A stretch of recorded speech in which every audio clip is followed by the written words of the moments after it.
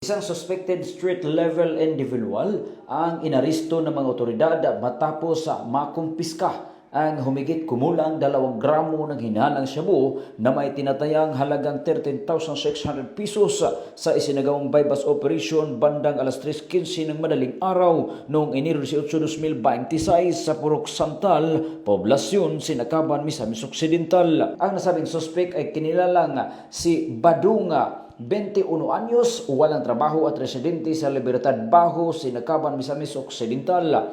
Ang operasyon ay isinagawa ng mga tauhan ng Sinakaban Municipal Police Station, Misamis Occidental sa pamumuno ni Police Captain Dennis Oche sa koordinasyon ng PDEA at may kaukulang Pre-Operation Authority at Tip Information. Sa isinagawang operasyon, nasamsam ang ilang sachet ng hinihinalang shabu, isang 500 peso bill bilang bypass money at isang cellular phone na pinaniwalaang ginagamit sa illegal na aktibidad.